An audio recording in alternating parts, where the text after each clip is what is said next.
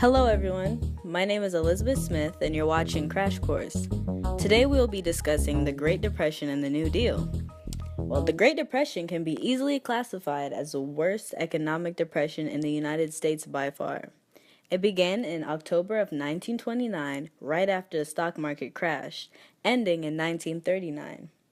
People in the U.S. and around the world were greatly affected through mass bank panics, great poverty numbers, and huge economic instability during this time.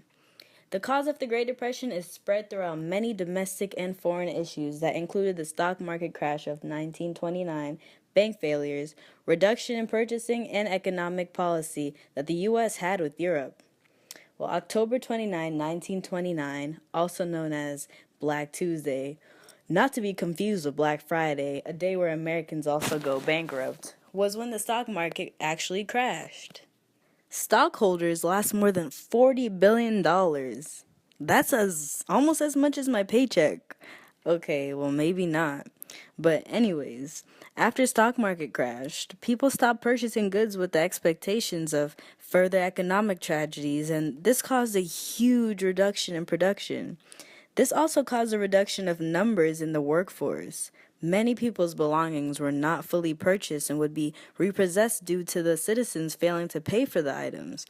The unemployment rate during this time rose to an ultimate high of 25%. Over 9,000 banks failed, and everyone's bank deposits were uninsured, and people lost all their savings. Well, I had mine because I had mine in the freezer and under my bed. Imagine checking out your account one day and finding out that you've been finessed. When businesses start to fail and the U.S. government created the Smoot-Hawley tariff in the attempt to protect American companies, imports had high taxes from foreign companies, and this caused less trade between America and other countries. Many foreign countries weren't happy with this and turned against the U.S. economically, but FDR, my FDR, also known as Franklin Delano Roosevelt, had a plan.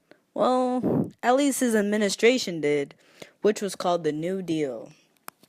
Now, if you're wondering what the New Deal actually is, the New Deal was the FDR administration's response to the Great Depression. The phrase New Deal came from Roosevelt's campaign. FDR felt that the government was responsible for ensuring every man has the right to make a living comfortably. Though Roosevelt's name was plastered with headlines and articles about the New Deal, it was actually Congress that passed it. Now let's take a look at this political cartoon that reflects Roosevelt's motives for fixing the economy. FDR's New Deal consisted of many programs that intended to create jobs that would actually lower the unemployment rate. However, in the eyes of Republicans, FDR's programs were very costly and actually costing America billions of dollars.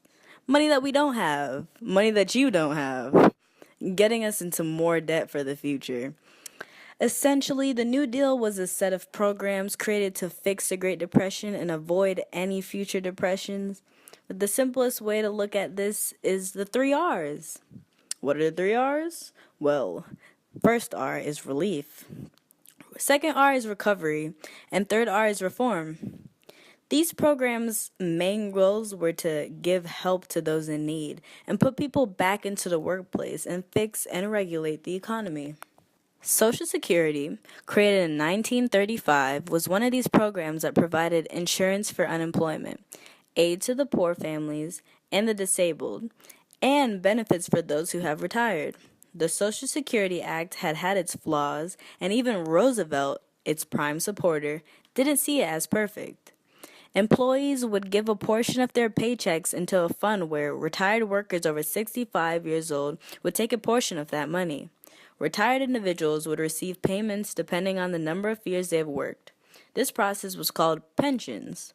While the federal government was getting more involved in helping American lives, Republicans disagreed with this, since they didn't support much government involvement in people's lives. Let's wrap up today's topic with a quote from my buddy Herb. I am wondering if it would not be advisable for us to get the machinery of the country into easier action than last year, in order that there may be provision for funds substantially made before the winter arrives. In this, Hoover is aiming to fix the economy. This letter to Governor Limerson of Illinois states to get machinery of the country into easier action. Hoover does numerous things, including founding government agency and encouraging labor harmony in an effort to get the economy back in shape. Hoover cared for the common Americans too much to destroy the country's foundations with deficits and socialistic institutions. Well, that's it for today. So thank you guys for watching. See you next time, and I'll be discussing the secrets of Soleminati.